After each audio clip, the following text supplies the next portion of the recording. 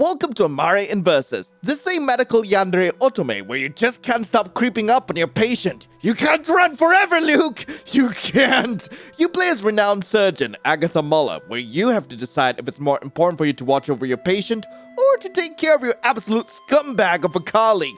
Why can't we just get rid of him? But anyway, here are your content warnings. Now please enjoy yourself.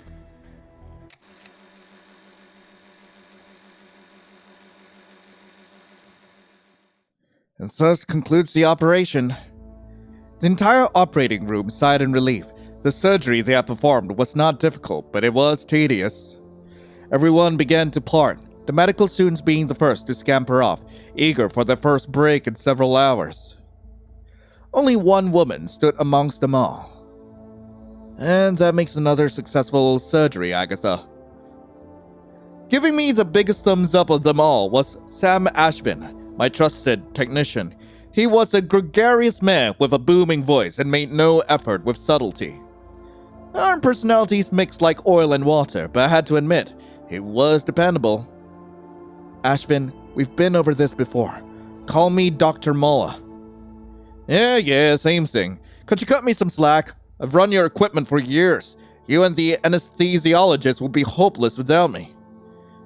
Since my only surgery for today was over, I began to pack my bags. Any staff members waving hello were promptly ignored, including Ashvin, rambling about his favorite cricket team. I had no interest in the sport. Suddenly, a nurse rushed towards me, clearly in distress. Excuse me, doctor, we have an emergency patient. Why can't people just leave me alone? I continued to ignore her, though her statement somewhat caught my attention. A 22-year-old Caucasian male collapsed at work and was unresponsive. He is currently in the ER. It's hard to explain, but he's been a difficult patient. We can tell there's a problem inside, so we're having trouble determining what. You're the best of these kinds of bizarrities. Would you care to check him out? I'll consider it. Are you sure?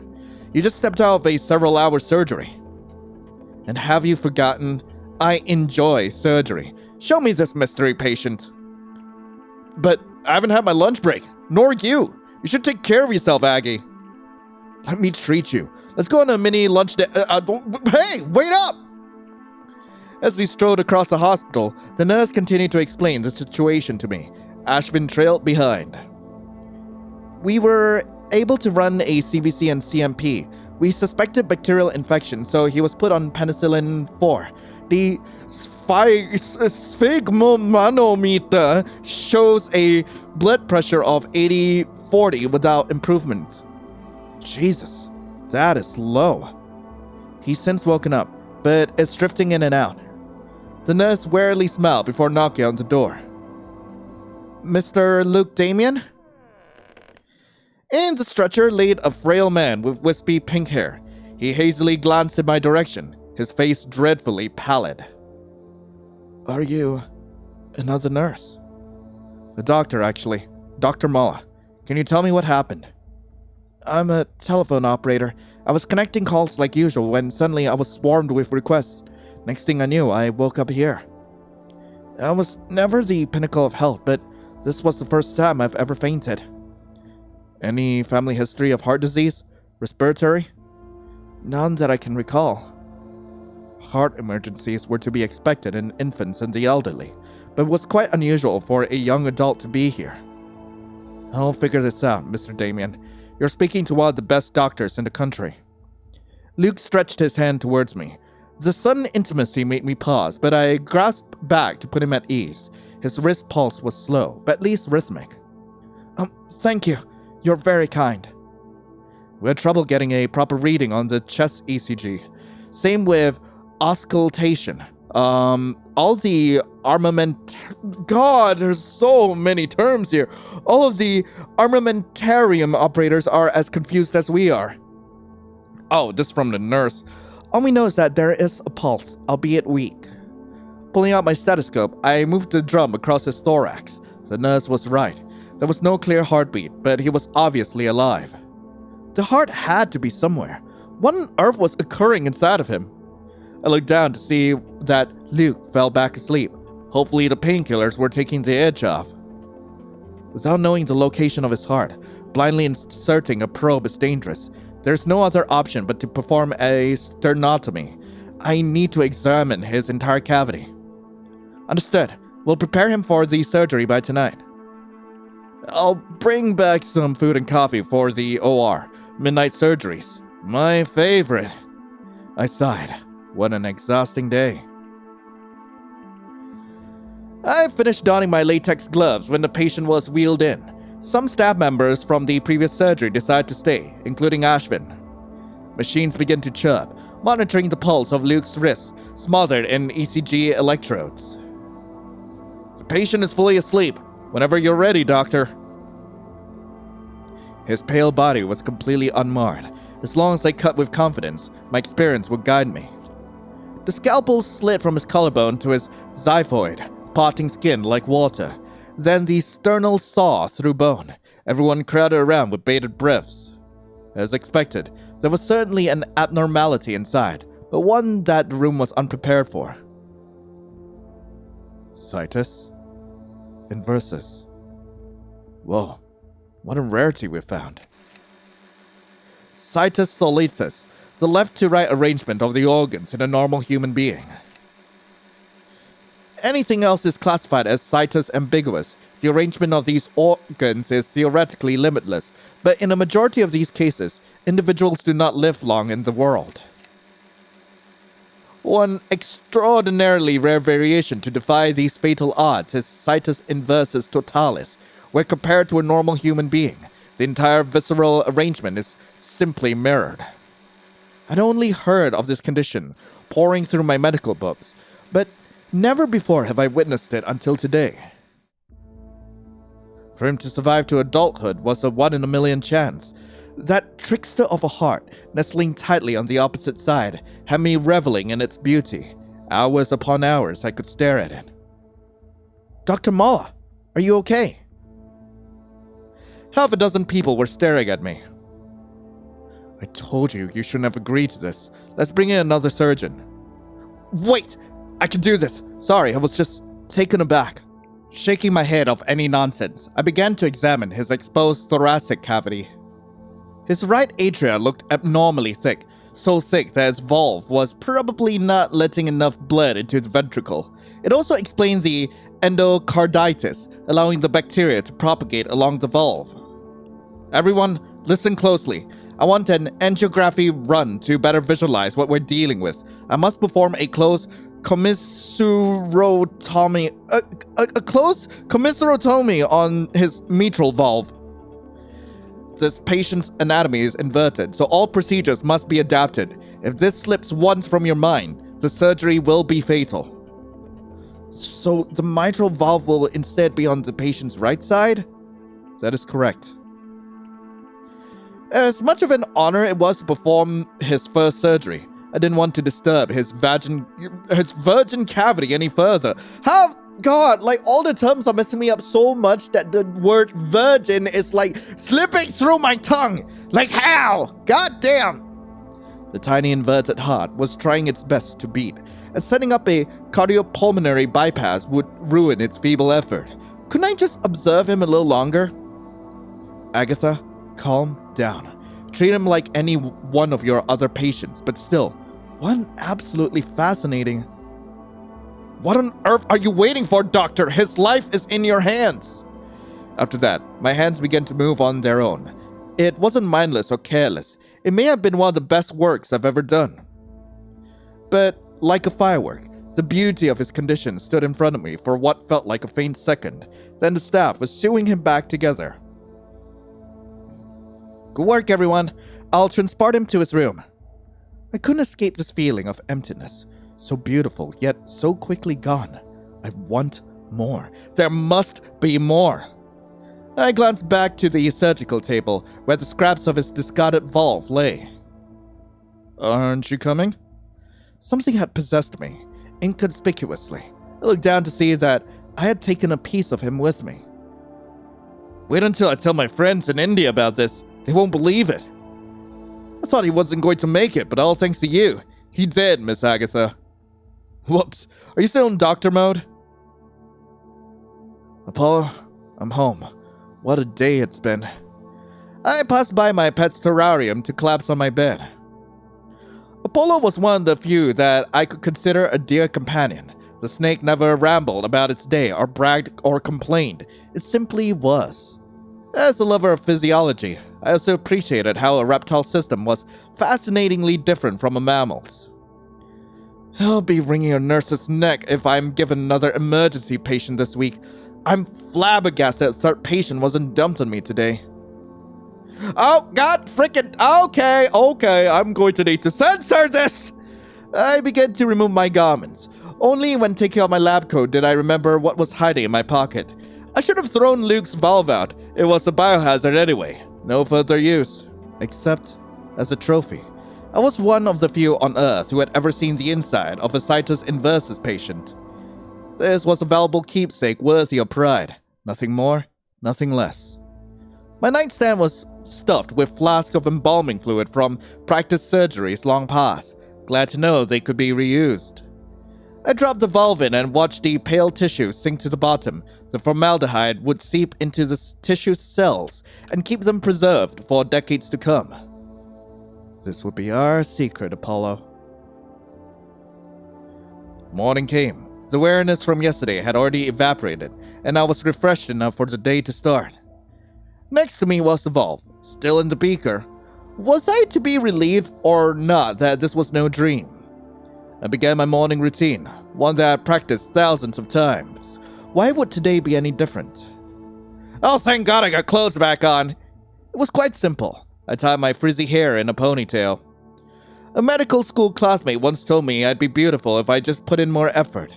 I never understood the utility of such vanity. A pretty face did not make one a better surgeon. While I could care little about my face, I was fully aware of the beauty and value of my hands. Again and again, I clenched and released my hands, exercising each finger knuckle and tendon. The techniques required of a surgeon are so integral that any injury could be a career ruiner. My time spent sharpening and polishing my personal equipment was just as labor-intensive. Scalpels, bone saws, anything a surgeon could practice with before starting her day. All must be sharp enough to split hairs and shine like the sun. If there weren't surgeries to be performed, my next task of the day was doing patient rounds. Mrs. Danbury? Good morning, doctor. How are you? Fine. Your vitals are improving and the scar is healing well. Any pain or discomfort? Just a little at the surgery site. That's a common side effect. I'll prescribe some medication to alleviate symptoms. Until next time. I repeated this routine with each of my patients. It was mindless. Each faceless person left less of an impression than the last. Finally, I reached the door of my now newest patient. Mr. Damien? The man's hair blew gently in the window's breeze. Subjectively and objectively, he was ethereal. Extraordinarily calm, he waited on what I would say next. I decided to sit next to his bed. Good morning. How are you feeling today? Morning to you as well, doctor. I'm just grateful to be alive. You have to stay here for around 2 weeks. During this time, I'll be monitoring and examining you. Why don't we start now? Take a slow and deep breath from me. In and out.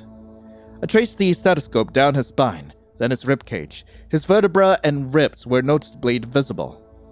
His respiration was also less than desirable, more akin to a wheeze.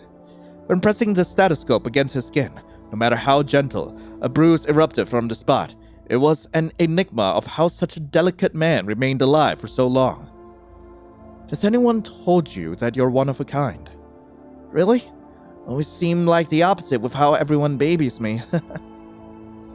While you were a fetus, your body's blueprint decided to develop your organs to the opposite side. I passed him a diagram for him to study, drawn by myself. I could tell he barely understood, but I continued explaining regardless. This condition is called situs inversus totalis. While generally fine by itself, it was complicated by the thickening of one of your heart valves, which has since been fixed. It's impossible for me to remove and rearrange all your organs, but my role in your life will be to correct any further problems if they should arise. It was fate we met each other. When it comes to this field, I'm one of the best surgeons in the world. Then it's great to be of service, Dr. Mala. Face forwards. Now turn 90 degrees to the right. Now turn that rear towards me. I swear, I'm only staring at your skeleton. Well, I'm not. I will gladly stare at all of him. The examination room was Ashvin's domain. Whatever machine you threw at him, he could understand and operate it within seconds. Must this lead vest be so heavy? It's to protect your organs from melting away, but I can remove it at any time. Sorry. While his sense of humor had no effect on me, it could melt any patient's anxiety away, a quality I could appreciate. Although Ashvin may need to try something different after seeing how timid Luke was. In a couple of weeks, we'll be installing one of those newfangled echocardiograms. Betcha needed it for that Luke boy, eh? How humorous. He wasn't wrong, though. A non-invasive ultrasound to analyze a patient's heart seemed like a blessing. When the machine is installed, I'll definitely be taking more photographs of Luke.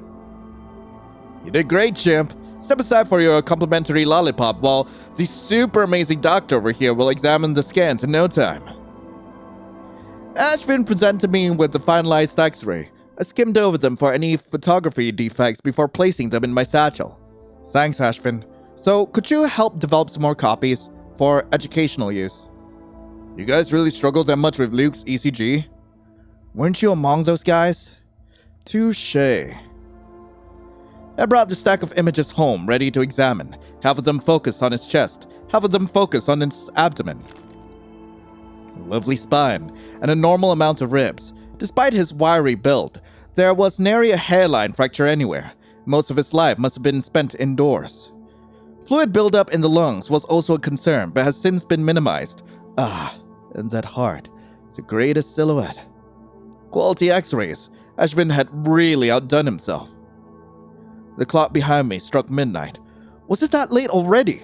Time flies when you're having fun. One or two of the X-rays could be donated to medical textbooks, of course, but I hung the rest on my wall. My favorite flower is the peony because it matches my hair. They don't bloom very long, but they are utterly gorgeous to add to a bouquet. Do you have a favorite flower? Flower? Never really thought much about them, but, medicinal flowers? Ooh, like yarrow? That fits you very well. Yeah, I really do enjoy medicine. I dare say I enjoyed watching Luke. Always polite, never raising a fuss. All the while I performed my surgical duties, septum defect, coarctation, even mitral stenosis. Everything but situs inversus. Take a slow and deep breath for me. In and out. Luke was healing spectacularly. It was almost disappointing that this was his last day here. There would be further checkups between us, but the interval between them would grow, eventually ceasing altogether. I couldn't let this patient go. Would it be wrong for me to call you my favorite patient? Blushing, Luke rubbed his arms. You've been my favorite doctor as well. You're gentle, kind, and I appreciate you taking time to talk to me. All the other doctors I've seen could care less whether I exist or not. I expect a near to full recovery in half a year. No heavy lifting. Be light when exercising. In case an emergency should arise, where do you live?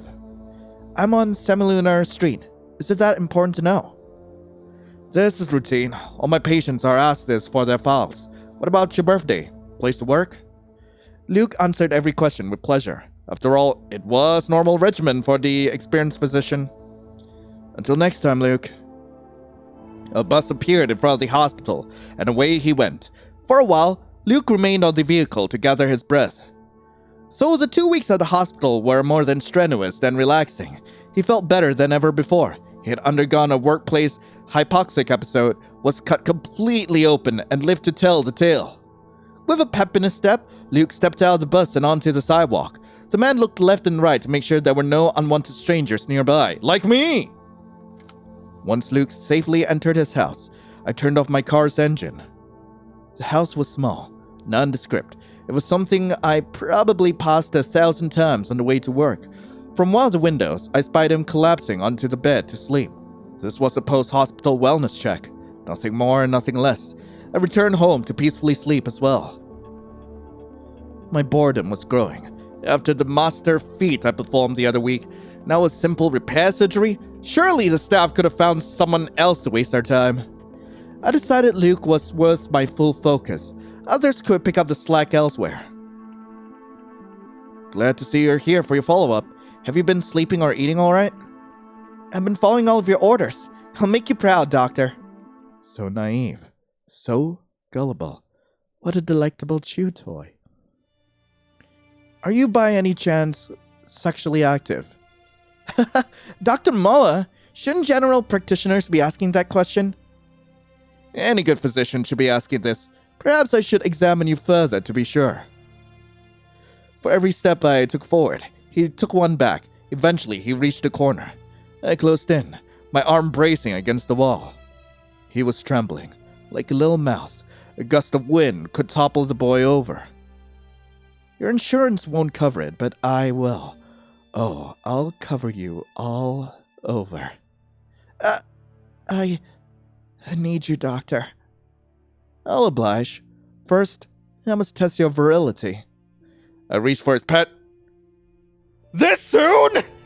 Hello? Dr. Ma, can you hear me, Doctor? Are you sexually active? The room fell silent from my several decibels louder than intended outburst. I found myself standing on the opposite side of the room, no longer centimeters away from his face. Luke gawked at me. I can see why he would gawk. I don't think I'm okay. You aren't, right? I am? Why do you ask? Do I have something on my shirt? You're staring so intently. You were about to, Yes, you do. I'll have the nurses bring you a new gown. As much as I wanted to smack myself for my blunder, I was relieved how easily I could recover from the situation. Since you recently had open heart surgery, putting strain on your heart is ill-advised. You wouldn't run in a race, would you? Sex is not so different, so abstain from it for a few weeks. I didn't expect a response from such an effete man. I found myself far more flabbergasted with my reaction than his. Romance or sex were concepts I had never thought of. Surgeries were infinitely more meaningful to me. Moreover, he was my patient! Yes, his body was fascinating, but I mustn't let my infatuation control me. You're looking good. Your health is looking good, Mr. Damien. Run along now, until next week. I must keep a closer eye on him to make sure he was obeying my orders. After his appointment, I watched the boss drop him off at a convenience store. I followed him inside, hoping he wasn't buying junk food. He passed these sugar-dense treats and drinks, heading straight towards the adult section.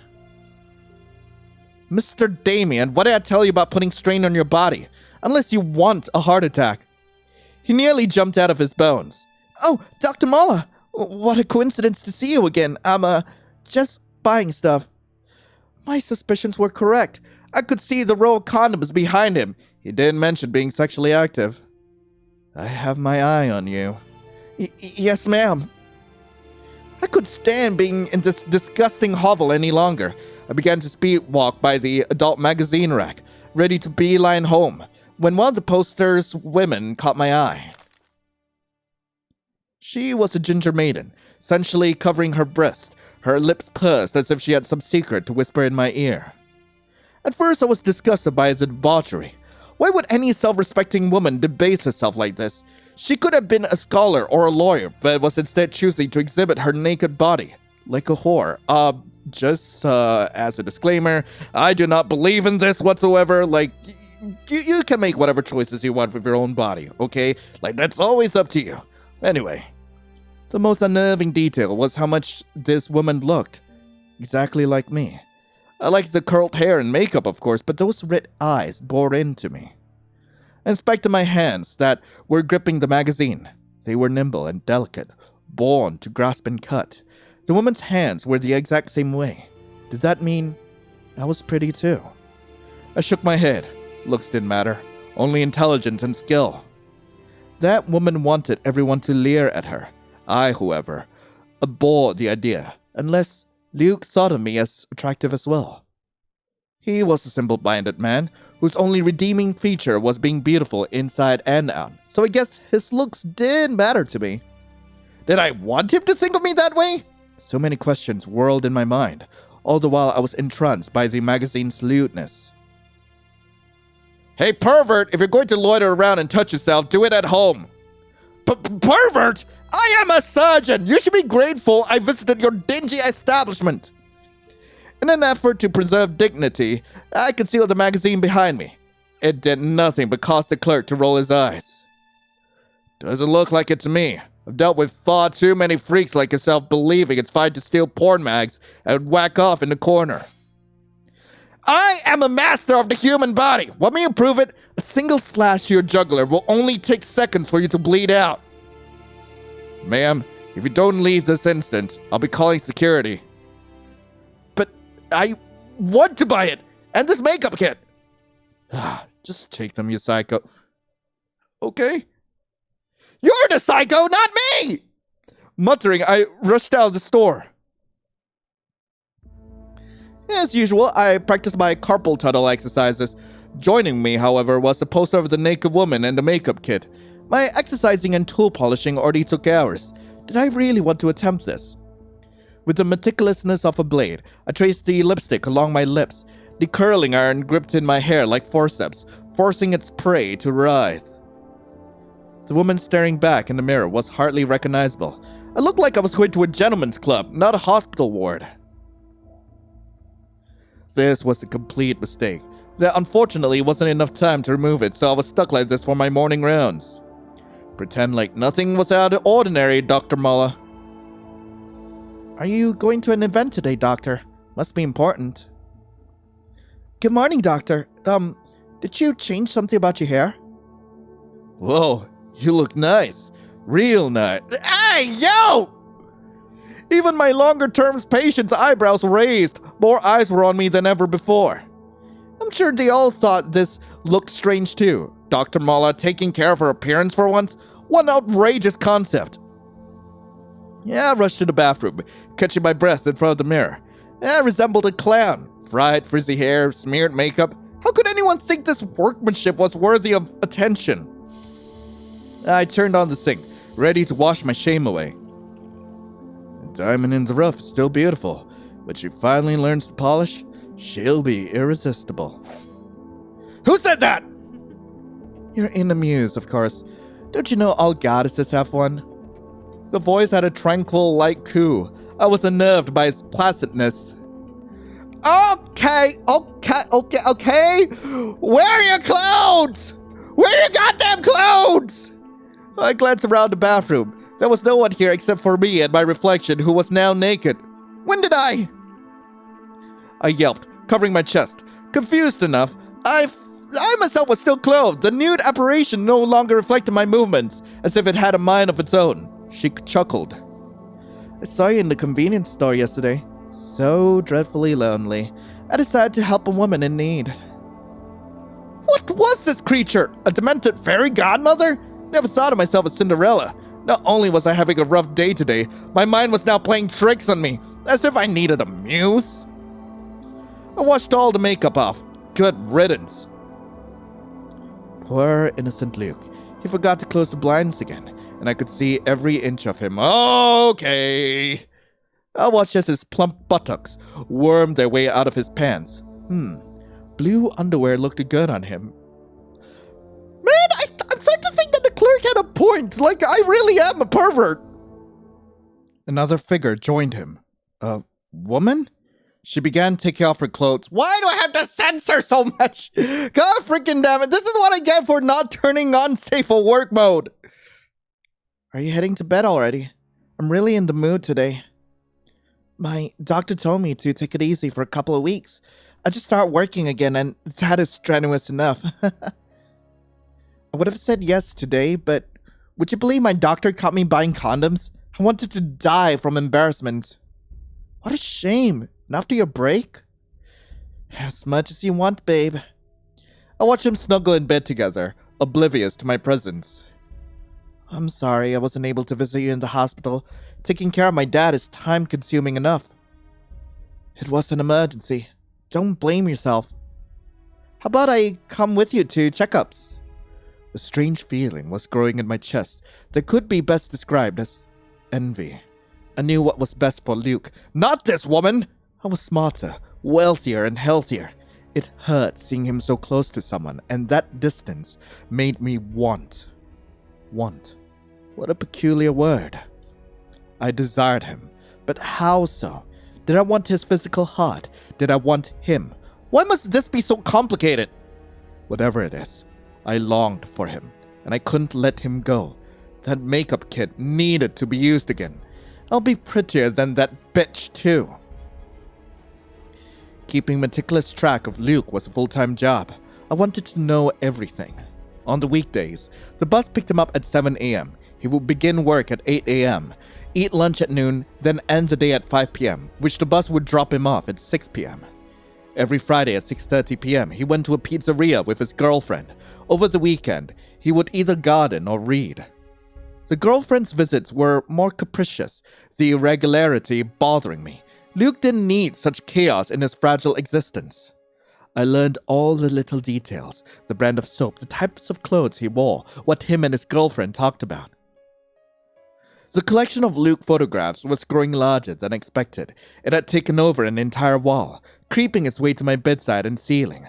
Many of the photos were duplicates, but I considered them equal worth to the unique ones. I looked at my bedstand. There were older photographs memorialized in frames. A picture of me graduating elementary school, my parents happily standing behind me. Another showing me graduating college, only with my father. Then another of me graduating residency, all by myself. My face in each sequential photograph was noticeably colder. Not even the child version of me appeared truly happy. Reminiscing over the photos of myself was enough to sour my mood. Thankfully, there were better images to replace them with. I collapsed on the bed, X-rays in hand. My mind felt foggy. Elsewhere, almost, unbeknownst to me, one of my hands started to slide downwards. Okay, I know where this is going, and I don't think I can show this. I wiped my sticky hand on some nearby tissue papers. The X-rays were scattered around me, equally tainted with my fluids. Oh, dear God, why did I taint the X-rays? Doing such a shameful act while thinking of him, I truly am abhorrent. I stepped out of another operation, sighing. The spark of enjoyment had been gone since Luke's surgery. Is everything all right? Want to grab some dinner? My treat. I wasn't particularly hungry, but I thought back to Luke's schedule. There's a pizzeria nearby. I never consider you an outgoing gal. This'll be our first date. Unless you want to consider it a date. A platonic dinner it is. The smell of grease was overpowering. Little children screamed and ran around me. Why Luke enjoyed this place was beyond my understanding. So, how are you doing? Currently breathing. Small talk, my favorite socializing event. I better answer quickly before Ashvin bloviates about his entire life story. Interested in sports? I used to be the cricket captain back in college. In school, I participated in various pre-med clubs. To this day, I remain active and healthy. Books? I frequently read medical encyclopedias. Hobbies? I sew excellent sutures. Please tell me you have a cat or something. I own a 5-year-old milk snake named Apollo. A pet! Thank goodness! Some resemblance of a personality. However, if I was a veterinarian, I would specialize in reptile cardiology. I spoke too soon. Anyway, I'm starving. What do you want? A meat pizza? No, thank you. I'm a vegetarian. You're a vegetarian that lives with a carnivorous pet? Apollo is biologically dependent on ingesting essential proteins from muscle. I, however, choose to abstain from high cholesterol foods. It improves my cardiovascular system by reducing the chance of atherosclerosis, not to mention... I'll eat enough pig for the two of us then. Oh, lighten up, Aggie. I'll order a cheese pizza. Now's not the time to be so overly clinical. Being cut off made me fume. I, for one, thought I was being educational. I need to drag you out of the house more. It ain't normal to be cooped up all day. When was the last time you watched television or listened to the radio? Nope, don't say anything. I already know that if you did, it's medical related. Damn, I'm good. The technician roared with laughter, patting me on the back. There's a film currently in theaters you will enjoy. Remind me to bring you there. It's about a space colony where the protagonist is a sexy female scientist who blah blah blah blah blah blah blah blah. 6:30 p.m. struck. I glanced around the room for the pink-haired man, finding him already eating with that woman. I made myself as pretty as I could. Why wasn't he noticing me? I was in plain sight of their table. Or was his girlfriend hogging all his attention? She must be responsible for dragging him to this artery-clogging factory. The sheer amount of cholesterol stuffed into that cheese was revolting. Extra fatty pork too. I ought to bring up his dietary habits in our next session. But at the same time, he was earnestly enjoying that pizza, smiling and laughing. I dare consider it cute.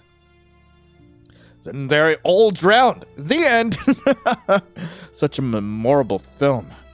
Speaking of which, I have to take a leak. If the waiter comes early, the cash is in my wallet. He was smart enough to calculate the tip.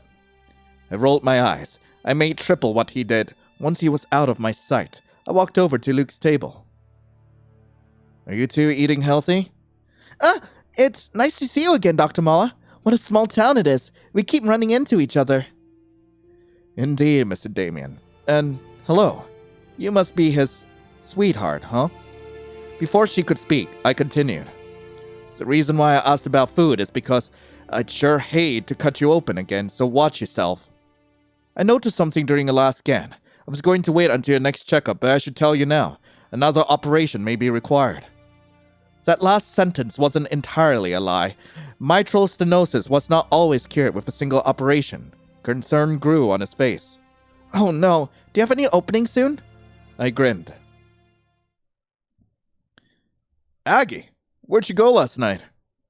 I get that the person who asked is supposed to pay for the check, but I at least expect you to stay until it arrives. Didn't expect you to just use me for a free meal. The waiters thought I dined and dashed. Sorry, I spotted Luke by coincidence and had to talk to him. I lost track of time after that. This is one of the most unique patients I've had.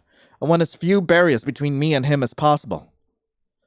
Forget last night, and let's begin the surgery. Are you ready? Ashvin frowned, putting on his gloves and mask. As ready as I'll ever be. Today was tetralogy of fellow patient. A neonate rushed in for an emergency surgery. These surgeries were the most stressful due to the sheer amount of corrections needed, but equally the most rewarding. The anesthesiologist placed a tiny mask over the neonate, and I started my duty. The disorder's complexity stemmed from 4 major congenital conditions that were fatal if uncorrected.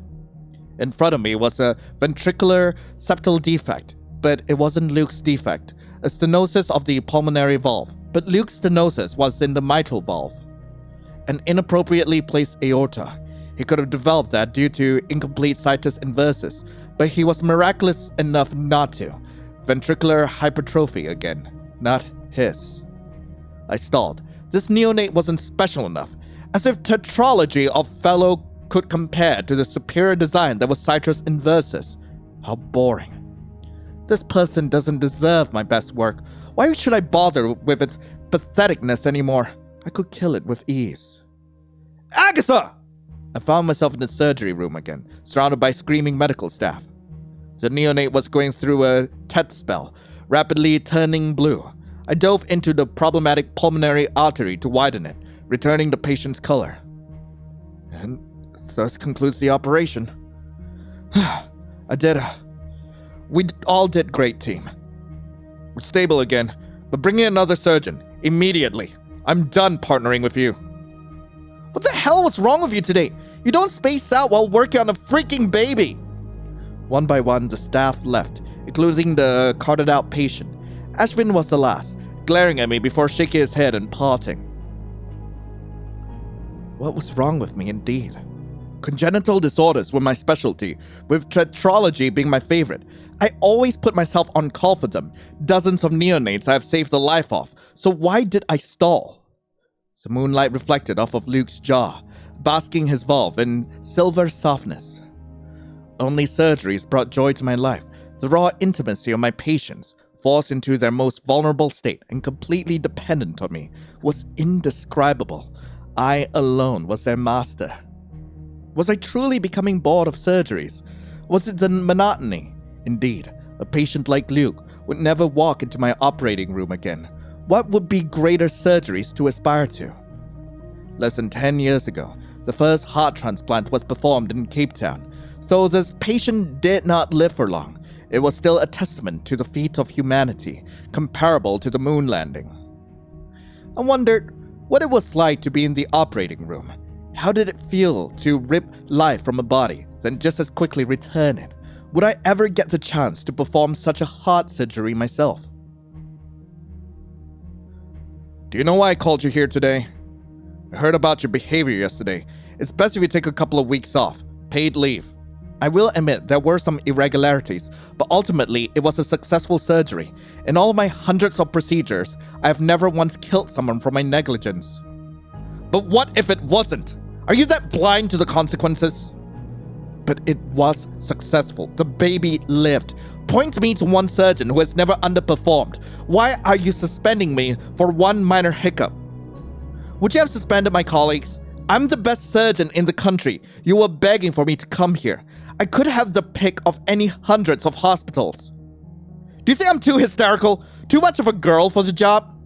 Calm down. Yesterday wasn't the Dr. Muller I knew. How about this?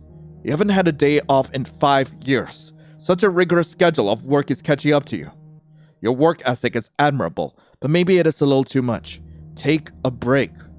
This is to protect you. Screw your head on right, or you're dismissed. Screw your head on right. What an asshole! If only I could slash his jugular. Did you hear Dr. Muller almost botched her last surgery? Wasn't that her specialty? She looks different, more jumpy. Is she sick and covering it up? I've heard of workaholics, but if you can't handle it, then take a break. One murderous glare was all it took for them to be silent. Weeks without surgery sounded like hell. Embarrassingly enough, I had to cancel Luke's surgery for the foreseeable future. Run an angiography, a venography, and echocardiogram. Do it again. Another. Again. They had removed me from surgery, but they finally allowed me to participate in my patient's less intrusive tests than physicals. And boy, was I testing. Stacks of exam results were overflowing on the table, with more coming my way. I wanted a fluoroscopy of Luke next. Oh, to view his inverted alimentary canal. More. Oh God, yes, I demand more. Girl, you are getting way too feral about this. As I was pondering about the physiology of Luke's intestines, the patient abruptly walked out. The whine of the machines quieted down. Hey, where are you going? We've all been stuck here for hours. I told the poor boy to go home. These tests are beyond excessive. I'm sorry he can't do surgeries, but don't take your anger out on him. Look, a skull x-ray? As far as I'm aware, he has nothing wrong with his noggin. I doubt his insurance is great enough to pay for all this. I'll pay for it then. For the love of... Believe it or not, Agatha, people have lives, including you. You've been fussing over this patient too much. How about you get your mind off of things? Next week, I'm inviting some friends over to watch a cricket game at my house. There will be drinks and food. Now, find something meatless for you. Don't get any ideas. The pizza was a one-time thing. I can't remember why I agreed to it. You asked for it! I stormed off. Today was going nowhere. I was nearing the parking lot when a familiar voice made me groan. Yoo-hoo! Agatha! I missed the bus. Can I ride with you? Free, please, with medicated sprinkles on top. I wanted to talk to you in private. It's about Luke. The last part caught my attention. I unlocked the passenger door. Do you want to be in a car wreck? Wear your seatbelt. Yeah, I won't need it. It's a quick enough drive. Your funeral. The small town was soon swallowed up by the forest. We drove in silence, or at least I wished. As if to further agitate me, Ashvin cheerily hummed. Agatha, we've never been best friends or anything, but you've changed this past year. Never seen you this emotionally invested in your patients before. You're so social now. It's a good thing. You're almost too quiet. I'm glad you've loosened up. I let my silence speak for myself. Ashvin didn't take it very well. Stop giving me mixed signals. I'm trying to be nice here. I don't care. If you're doing what I think you're doing, not interested. Fine then. Let me be direct. I know about your relationship with that boy Luke. My hands grip the steering wheel. That he's my patient? Of course, you've seen him many times in the hospital. More concerning than that. Ever since he entered your world, you followed him like a lovesick puppy, both inside and outside the hospital. I've recorded his excessive tests. That's what? Thousands of dollars you've spent on him? I'm surprised he hasn't keeled over from all the X-ray exposure. Or him growing a second heart. I bet you'd enjoy that. Speaking of a lovesick puppy, rumors are beginning to spread about you. He grinned, the widest one I've ever witnessed on him. A doctor and a patient. You're a freaky little seductress, aren't you? How many others have you given a thorough examination? I'll just keep this simple. I won't tell anyone, not a soul, if you'll have sex with me as well. That will get your mind off of Luke. Ew! Ew, get away! If it's so easy to put out for others, why not me? We're not strangers. You're a beautiful woman, Agatha. Why don't you put your beautiful mouth to work too? Get out of here! His hand slid towards my inner thigh. Bro, what? I slammed on the brakes. Without a seatbelt, Ashwin's face smacked against the dashboard. My hands moved next, gripping his hair and peeling his face back before forcing it back onto the dashboard. And again, and again, and again. I've always hated you. Incessantly hitting on me with your dog shit pickup lines, never leaving me alone, you disgusting pig! With each collision, the dashboard grew more and more crimson. Clumps of teeth and hair fell to the ground, and again and again. Eventually, my bludgeoning slowed as the dark realization of what I had done settled in. The man in front of me was hardly recognizable. A slow, fluid, filled gurgle escaped his lips, perhaps his scream cut short by his crushed windpipes. What was originally animosity had now been replaced by dread. I looked down at my hands, matted with warm blood and hair. This was not my first experience with death. I attended both of my parents' funerals. As part of my training, I had dissected cadavers inside and out, but for me to slaughter. Dr. Mala, you need to calm down. What's done is done. Now deal with the consequences of your impulsiveness. You're intelligent enough to resolve this. Oh. Shit. Yeah, let's just dispose of the body. It would be impossible to explain if anyone drove by. I had to dispose of the body immediately. With no shovel, my best option was to conceal it and neutralize in my home. I'll take the back road so no one can witness me. Dragging an full-grown man inside was exhausting. Using every ounce of strength, I laid him down on the tarp alongside my surgical instruments. All were polished and raring for use.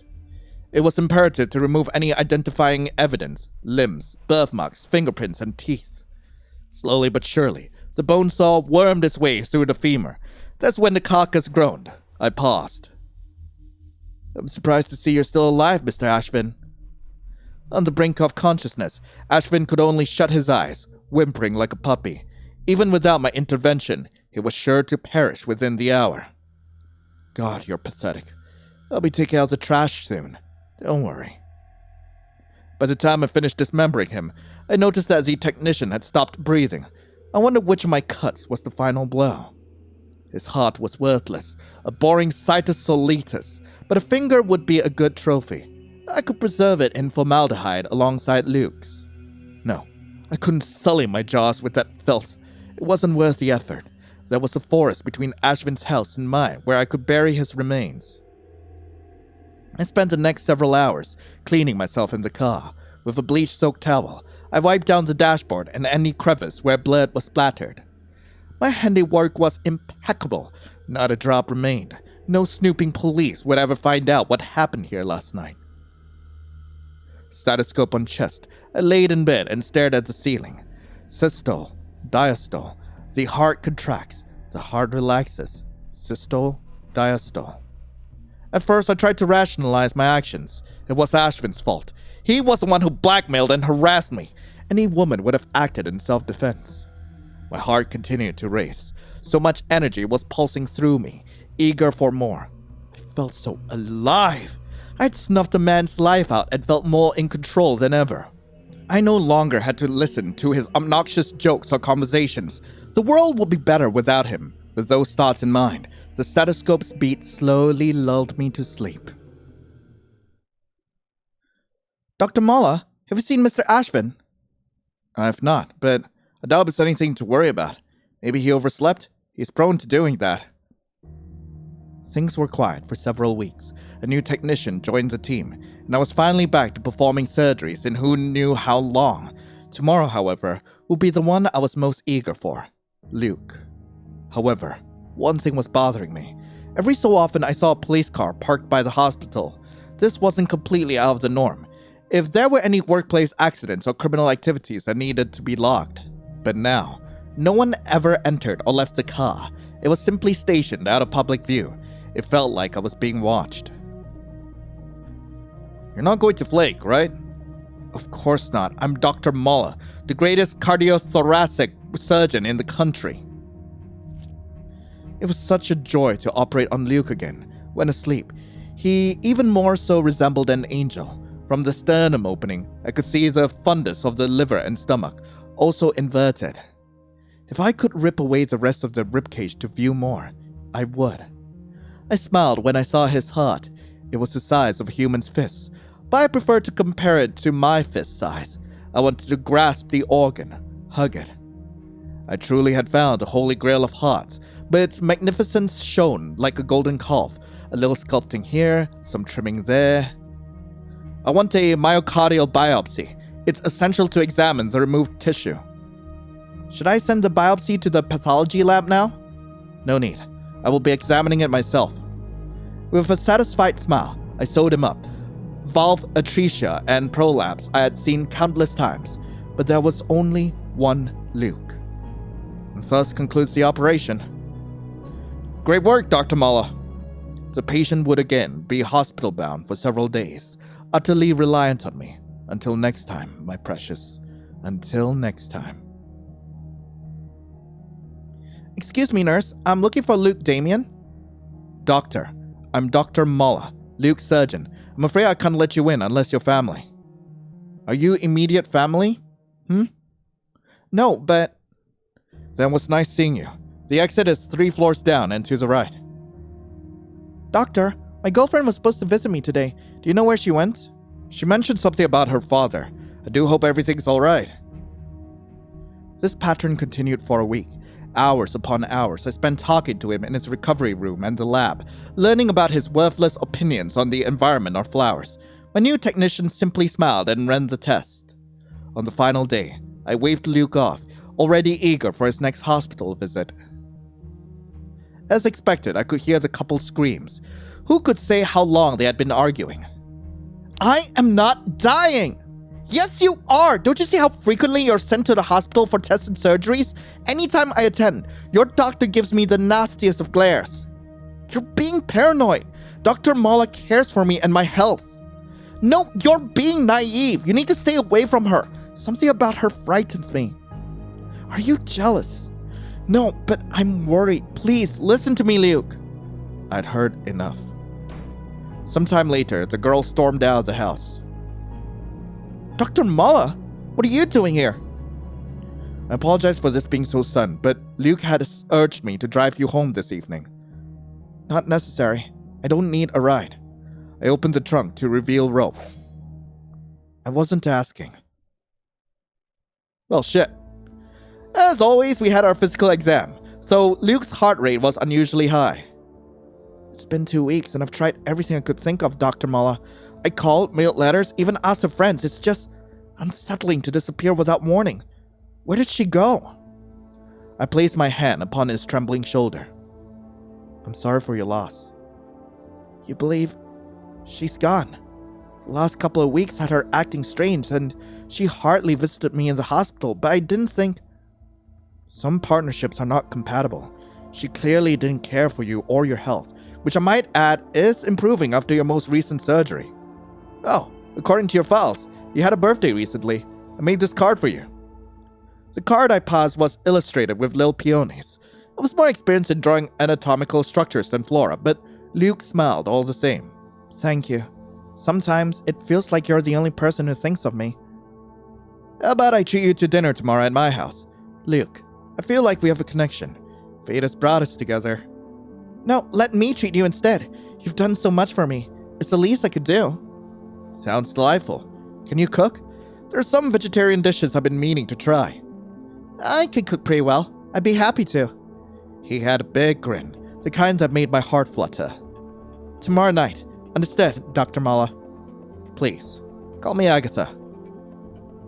Luke's heart was a unique perfection, one that I could not stop staring at, like an addict and her preferred substance. For some, it was a bottle, others a pipe, but for me, it was his images. I gazed at them at home. I longed for them at work. I dreamt of them at night. Finally, our two hearts would become one. For a second, I was saddened by a thought. Even I was boring. My heart was dull, monotone. Citus Solitus was such a curse. Did I truly deserve him? I languidly gazed at my dresser. The muse's poster was preserved in beaker fluid, caressing Luke's valve. I picked him up without a hitch. We walked inside my kitchen and I placed my blazer on the coat rack. Though I was slightly taller than Luke, my apron fit him. The woman's apparel really accentuated the curvature of his hips. I'm preparing a veggie stir-fry for you. Well, I observed him cook until I became bored. From behind, I wrapped my arms around him. What? Agatha! Did you really bring me here just to make dinner, or for something else? Something more private? Please don't leave me. Aren't we moving a little fast? No wine? I don't own any. Consuming too much alcohol will lead to cirrhosis. Maybe you'll feel more comfortable if I was wearing something a little more familiar. He looked off, tugging at his sleeves and uncertain of his next move. Shall we continue this in my room? I held his hand, leading him into my bedroom. Then I remembered all of Luke's photographs on my wall. Wait, stay right here. I want to make this night special. There were hundreds of photographs, possibly more. I shoved as many as I could into dressers and under the bed. Okay, it's back to normal. Agatha, is everything okay in there? Dr. Mala will see you now. Okay. Oh no. I opened the door wearing nothing but my lab coat. Medical tools and jars were on display. Tucked behind them all was his valve. Luke gulped. I pushed him onto the bed, straddling him while shoving several more x-rays off the bed. Thinking back to my first fantasy of him, I carefully decided what my next seductive words would be. I'm the doctor. You're my patient. Now hurry up and stick your penis inside of me. Prepare to ejaculate! Wait, what the hell is this? What the hell is this line? Hello? As we panted side by side, sharing pleasure, I looked to the beaker where my muse was, her face frozen in a wink. It was comforting that she was proud of me. Luke's arms wrapped around my waist. The sensation was warm and pleasant, as if I could spend forever in his embrace. I felt content. Maybe this was what I always wanted. His breathing turned to gentle snoring. I soon followed suit. The house was still dark when I woke up, and my bed was missing a person. For a second, I wondered if everything was a dream. The events happening that night were too good to be true anyway. I touched downwards. My crotch was still damp with the fluids of both woman and man. My menstruation had ended several days ago, so there was no chance of pregnancy. Like a ghost, I drifted through the empty house. Did he leave? I peered out the window. Some houses away, I spotted Luke in front of a telephone booth. He was whispering into the receiver, every so often glancing in my direction. I already owned a house telephone. For whatever reason would he... My blood ran cold. He knew. Somehow, some way. I thought I'd been thorough covering my tracks so well. What specifics did he know? Was it his girlfriend? Ashvin? Both? Eventually, Luke hung up and snuck back inside, running into me in the living room. I didn't mean to wake you up. Where were you? Just a work thing, nothing important. Listen, I'm not usually forward, but I want to talk about last night. How do I word this? It felt like you were ignoring me in favor of my examinations, and being reminded of them, even in the bedroom, gets me out of the mood. I gave it a whirl for you, but it's not my thing. Please, I would prefer it if you dropped me off at my house. Is that it? Are we no longer? Give me some time to think about it. We drove back in excruciating silence. He did not wave goodbye. Maybe he saw his valve. Maybe it was the pigskin I used to practice sutures with. I looked at my muse for guidance, but she didn't respond. Luke was lounging on his couch, doing nothing out of the ordinary, but even that was suspicious. He moved to gardening. Was he cultivating poison to feed me with? Now he's picking up a phone. Was he informing the police about me? Doctor, do you need any coffee? Playing innocent, I see. The nurses knew too. Everyone knew. A siren blared behind me, which meant even the police knew. This was the end. They're just waiting for me when I least expect it and nap me up. I won't let that happen. I need more scalpels, more tools. The car passed by, but I knew it was all a fluke. I paced around the room. God damn, I don't look okay. Trodden upon several dozen times were even more photos of Luke. I just needed to see Luke again. He would solve all of my problems. Just one more surgery of him. Nothing more, nothing less. Rip out his inverted organs and hoard them all to myself. Nothing more, nothing less. I dunked my hand into his beaker, giggling from the burning sensation of the formaldehyde. I retrieved his valve. Such a pretty mitral valve. Thin, pearlescent, just like him. Then I licked it, before immediately spitting it out. Formaldehyde tasted as good as it felt. That wasn't very wise, Dr. Molla. The bus would always pick Luke up at 7 a.m. I would catch him before then. I was currently camping out in the bushes at 5 a.m. That was plenty of time, yeah? When the clock struck, I stumbled towards him, brushing sticks and leaves out of my hair. What are you doing here? This is my house! There's no time to explain. It's an emergency. Surely it can wait. When was the last time you slept? You look exhausted. Exhausted? I put my makeup perfectly on today. My muse hardly compares to my beauty. Luke, I saved your life. Now save mine. Are we going to do this the easy way or the hard way? Luke was dragged through the house and forced away through its clutter. He had spied some tools in the bedroom during their last encounter, but had now overtaken the house like a tornado. Glass from a discarded valve crushed underneath his foot. It was taking a lot of his willpower not to turn around. Agatha, a little further, please. Don't stop. Eventually, the man reached a table covered with diagrams. His eyes widened when he realized what was on them. That's when I swung the shovel. Oh, now I got a shovel! Luke's eyes opened to find himself strapped to a makeshift surgical table. I was leaning over, stethoscope to his chest. How fast his heart was beating. 85 beats per minute. No, an impressive 90 beats per minute. It could have been something, Luke. Why did you betray me? It's entirely your fault! He attempted to mouth something, but it was incoherent. Can't speak? I'm currently setting up the anesthesia. It paralyzes your muscles, including the diaphragm. Consider this a favor. You were bound to become another researcher's lab rat. As if I could let you escape my clutches. Same for that girlfriend of yours. The word girlfriend was emphasized with a sneer. I began placing ECG electrodes on his chest.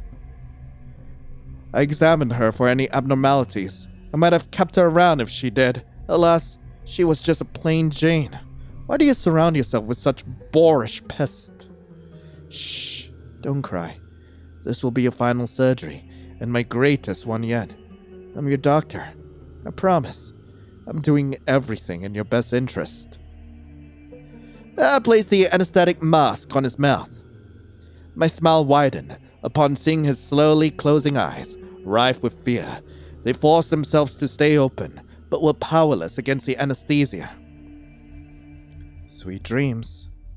With no nosy medical staff, I could admire as long as I wanted.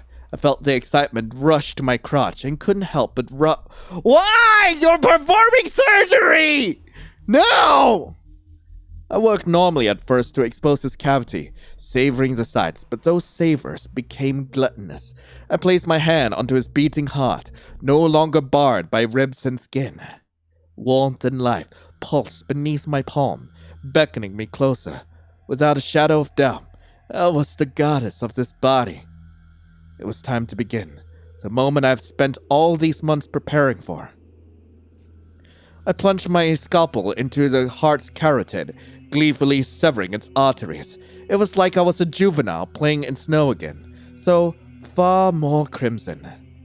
The vena cavas were next, splattering their contents across my masked face. The ECG shrieks were flat, but I could hardly care. I was enraptured in cradling my prize. My beautiful golden calf. The heart ceased beating. It felt as empty as the cavity in front of me. Human lives were far too delicate. You're a cute little heart, aren't you? I'll take good care of you. I placed the inverter organ in my largest vessel. For the rest of my life, I would be inseparable from my greatest love. I attempted to brush back a loose lock of hair, but sighed. Being handcuffed to the table greatly restricted my movements. Dr. Muller, never thought we'd revisit each other like this. You may not remember me, but I do. 3 years ago, I suffered a valve prolapse during work. You operated on me to save my life. I'm utterly indebted to you. We've been tracking you ever since a person went missing. Someone quite close to you. It didn't help that your hospital reported stolen equipment and you neglecting work the last couple of weeks. We found the remains too. There are very few people who could dismember with such skills. If you were smarter, you might have gotten away with it. Smarter? I am 1,000 times more smarter than anyone in this room. I am a master of the body. No, a goddess. You're all worthless sacks of meat. Well, except for the man next to you. But my work has left him boring. You're not worth my talent anymore. Why? Why did you go and do such a horrible crime? That victim had hopes and dreams, but you snuffed it out with pure malice. I thought you were a good woman. Now you're just Little Miss Mangly. It's Doctor. Are you not afraid of the electric chair? I'll be pulling this lever any moment. Isaac, you need to calm down. I could hardly contain my laughter from their meaningless threats. Let's get this over with. Do you have any regrets or final wishes? My only regret is that I won't be able to perform my own autopsy. I would have loved to see what the sparks did to my own heart. Go ahead! Light me up like a firework! You're a monster. I smiled. And? Oh, shit! Well, that was one of the endings. We're gonna need the other. Okay, as much as I don't want to, I am going to examine the body. I'm pretty sure this takes me down Ashvin's route. The creep. My first step was to reassess the situation. Maybe I could frame this as a car accident. After all, that idiot refused to wear a seatbelt. I peered down at the body, blood still dripping from his shattered nose. The cranial trauma was severe, coma-inducing at the minimum. Next, I held his limp wrist. I froze, so faint there was still a pulse. I'm a fool! Should I kill him this instant? I already made such a mess of myself today. Should I really tempt further disaster? The forest! I should dispose of him there. Using every ounce of my strength, I dragged the heavy body deep into the woods, far enough from the road. My eyes shut tight in frustration as I realized I lacked a shovel. The ditch was good enough. I kicked him in, the body letting out the faintest of groans. The forest felt quiet again, aside from my panting. I fled back to my vehicle. I spent the next several hours cleaning myself in the car. With a bleach-soaked towel, I wiped down the dashboard and any crevice where blood was splattered. My handiwork was so impeccable, not a drop remained. No snooping police would ever find out what happened here last night. My shower was equally as feverish. There was so much blood to scrub off. I rivaled Lady Macbeth. Systole, diastole. The heart contracts, the heart relaxes. Systole, diastole. The shower's duration had no effect on calming my body.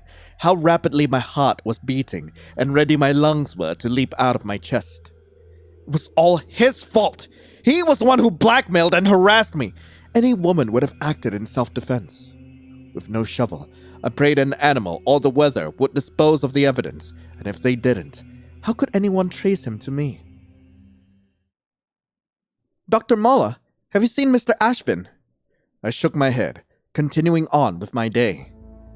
Every day, Ashvin started work and left at the same time as me. It was eerily quiet with him gone, but the silence appreciated. With no Luke today, my next course of action was to do rounds. Mrs. Harbinger? Greetings and salutations. I'm great as ever. My back is killing me, but that's ancient history. How are you today? Doing fine. At home, I was practicing suturing in preparation for returning to surgery. After all, I couldn't let my skills rust. While the stitch's needles pricked my finger, annoyed with my blunder, I reminded myself that this was simply practice, not an indication of my performance weakening.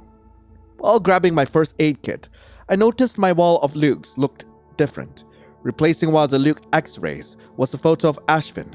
In the middle of flexing his biceps, that goofy smile on his face was mocking me. I had no memory of taking such a photograph. I ripped it off the wall and threw the crumpled ball in the trash. Could the technician have put it up himself? Of course not. He was dead. No, if he was dead.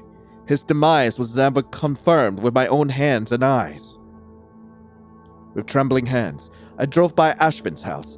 I brought a shovel, bone saw, and trash bags. His lights were on, but I couldn't see anyone inside. I needed to find the body and obliterate it for good. It was the only way to put my mind at ease. I walked around the forest, but couldn't find the ditch. Maybe it was for the best to get my mind off the technician. I neglected Luke's in-house wellness checks for far too long. You mean you're stalking? I peeked through the curtains. The way the two twisted and intertwined underneath the covers reminded me of maggots. They were laughing. Laughing! Have they no shame? I returned home in disgust. Everyone surrounding me were such pigs. Things were quiet for some time. I was told I could finally perform surgeries in the coming weeks. Soon would be the one I was most eager for, Luke. However, one thing was bothering me. Every so often I saw a police car parked in the hospital. This wasn't completely out of the norm. If there were any workplace accidents or criminal activities that needed to be logged.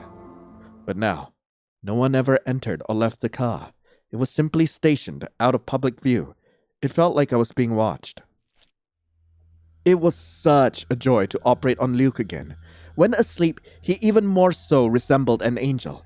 From the sternum's opening, I could see the fundus of the liver and stomach, also inverted. If I could rip away the rest of the ribcage to view more, I would. I smiled when I saw his heart. I truly had found the holy grail of hearts, but its magnificence shone like a golden calf. I want you inside me, Doctor. Split me open. Of course, anything for you. Wait, I had him anesthetized. Wait, anesthetized? How was he talking? Deeper. Touch me where no one has touched me before. Examine my inguinal canal. I still can't get over how freaking weird some of the dialogue is. And that wasn't Luke's voice either. It was deeper, with a foreign accent, like it was. Instead of tiled floor, I found myself on muddy earth. Maggots and ants were crawling over the entire body. The acrid scent of formaldehyde and death was surrounding me, suffocating the air. I wanted to scream. I wanted to puke, but I was frozen in place. Those eyes, Those judging yellow eyes were boring into me. He knew what I did. Why are you stopping? Continue, Doctor.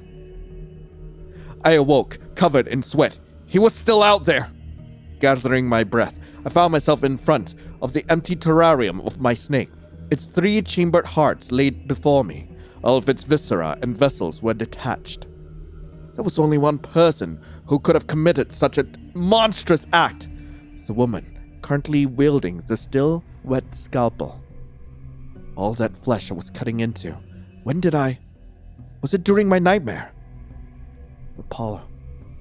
Again, I had to hold back my vomit. Tears poured from my eyes as I cradled the body. Sorry. I am so sorry. I entered the examination room to find a light-skinned technician fine-tuning the electrocardiogram. I'm Adam. It's a pleasure to work with you today. I'll be filling in for Mr. Ashvin. Before I reached the table, the anesthesiologist put up his hand. Dr. Muller, please stay by the students. Treating me as if I was some ignorant kid, it was an insult to stand so close, but so far away from the surgical table. I'm now beginning the surgery. I will be using a miniature saw to cut through the breastbone. This is what I was supposed to be doing! The new technician on cue started to read out the various machines' details. Does everyone see the pericardium? This is the protective membrane that encloses the heart. I will be cutting through this as well to properly access the organ. I peered over. The smell of meat made my stomach churn. I was reliving my nightmare. Apollo was being flayed. Ashvin was being exsanguinated. I shoved my way through the group before I fainted. I can't. She has more than a few surgical screws loose. It's all worth it for the beast of a body, even if half the time she attempts to kill me. Who does she think she is anyway? Not only had I just buried Apollo, I couldn't stand the sight of surgery. My fingers were covered in bandages from my many failed sutures. I felt more miserable than ever before. If only the floor would swallow me up. Oh, my poor sweetheart. Look at how high-strung you are. Why don't you loosen up? It's been so long since the last time you treated yourself. What the hell?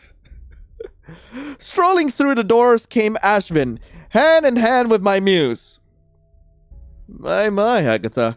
I didn't think you were the type to keep such sensual imagery. Finally, someone who sees me for who I am. Agatha, you're more like me than you know. You need me. I know you've regretted every second since you hit those brakes. I forgive you. So, how about you get that suit off and put on something sexier? Ew! Get off! She'll do it with pleasure. What? Why? Why is this happening? I felt anything but good. I felt disgusting. My muse was wrong. I yanked the muse's poster off the wall, ripping it and ripping it. That leering grin of hers was torn into several dozen pieces. Surrounding it were more Ashvin photos, creeping onto the wall like a fungus, soon suffering the same fate. My rage refused to subside. I kicked over the trash can, which spilled out several condoms, freshly used. Horrified was an understatement. My sex with Ashvin was all a sick fantasy conjured by the muse, not reality. But where did those condoms come from? If it's so easy to put out for others, why not me? Others. I couldn't have, nor could I bear to think about it. It was Luke I wanted, not anyone else. I was no necrophiliac either. I murdered a man and hid the body. I felt the warm blood, heard his agonized whimpers. I really did do it. That's why a police car was tracking my every move. I must find the body and put it to rest before I was discovered. His flesh would be skinned like livestock, his eyeballs plucked out, his entrails scattered to the wind. I should have abandoned him by the large oak tree. Or was it by the cockroach-infested ditch? Did the storm move the body to the lake? He should be close, but where was he? Ashvin, where are you? Every day grew worse than the last. After work, I searched for anywhere I could have dumped his body. My nails became dirty from how I clawed through every raised mountain of dirt to find him. I burned my hand by knocking over my formaldehyde jars for the faintest hope that I had somehow disposed of him there. Every search was unsuccessful. When I returned home, I found some more used condoms strewn everywhere as if to mock me. Sometimes it was empty boxes of morning after pills or rope that wasn't my own. When I found a negative pregnancy test, I began to skip work for my in vain hunt. Ashvin was in the hospital. Ashvin was in my home. Ashvin was in my mind. The technician was inescapable. I stopped dolling myself up. Doing so reminded me too much of him. Doctor, is everything all right? You look exhausted. I'm fine. Everything's fine. I picked up my bandages, now coating my wrist and nearly creeping up my forearm. Several were starting to fall off. Where's Mr. Ashvin? Will he be running any more tests? Ashvin? Why are you asking about him? Doesn't he need to be there for the test? I kind of miss him. The new tech hired isn't as sociable. Tests! Screw his tests! We don't need Ashvin. I can do everything by myself. Anesthesia, echocardiograms. I only need myself to perform surgeries on you. You're all that matters, not that freak. You and me, forever. Stay away from me! The man attempted to run, but I easily matched his speed, closing in. Get back here, Luke! Let me operate on your cute little heart. Are we going to do this the easy way or the hard way? He stumbled at first, gripping the lobby's rails before his arm went slack. Everyone watched him collapse to the floor. What the hell is wrong with you, Agatha? Are you trying to drive him into a heart attack? Go home. Go home right now. Christ, I think he is having an attack. Someone bring him a defibrillator. Before I could step in, a doctor ran to the convulsing patient's aid. The staff's expressions were clear that I was not welcome back. I rushed out before I made things worse. I know you haven't slept in several days, but you need to get a hold of yourself, Agatha! The siren blared behind me. My blood ran cold. This was the end. Just another hysterical woman. That's what they're going to think. All you did was go and prove them right. Dr. Muller wasn't cut out for this. The police car passed by, completely ignoring me. Leave me alone. I am begging you! The valve beaker shattered against the wall. None of the photos on the wall were Luke anymore. It was all Ashvin, smiling, flexing, him with me. I couldn't rip them up fast enough. It's all his fault. It's all his fault! I had to put an end to this madness, once and for all. I got gasoline cans, many of them. My stitching skills had diminished, but lighting a match was a simple task. His plain house was consumed in an aura of orange, red, and yellow. My cathartic laughter joined the rising flame. Given enough time, hopefully, the flames would spread further into the woods. Wherever he went, the fires of his sin would catch up to him. My initial sense of victory faded quickly. Perhaps it was a moment of clarity, the remnants of my conscience screaming out in agony. I was such a monster. Officers, I've committed a crime and need to turn myself in. A dam of emotions burst loose as I blubbered about everything that transpired. The car, the snake, the arson. I had to get it all off my chest. One police officer continued to listen, while the other left to investigate the scene. Ma'am, we couldn't find anything about an arson. No bodies in the woods either, except for a dead deer a hunter forgot to retrieve. As for missing people, there's only been one. You. Sam Ashvin reported you missing early this morning?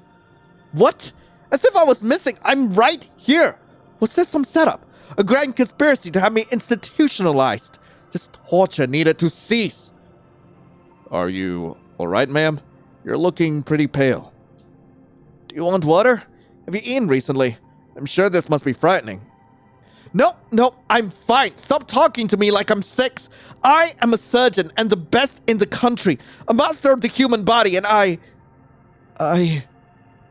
My voice cracked on the last syllable. Okay. Let's just calm down, dearie. Ma'am, how about we call the hospital and ask for Mr. Ashvin directly? My fingers trembled as I pressed the designated buttons. Everyone in the hospital despised me. Of course they were going to hang up. You reached Sam Ashvin. How can I help you? My chest felt tight from the sound of his familiar, chipper voice. Where are you? Agatha? Oh, thank God you're alive. I'm still at the hospital. Like I've always been. After the accident today, you suddenly started throwing a fit and left. I was worried sick that you were going to do something dangerous. I wish the place had some beer, because I sure as hell need it.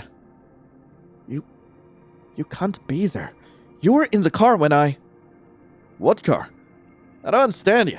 After work, you kept begging me to come over for company, then immediately act like I'm a phantom. That's no way to treat your boyfriend. Upon hearing the word boyfriend, my legs gave out. Me? With him? Over my dead body? No, his body should be the one that's dead. I'm sorry for the trouble, officers.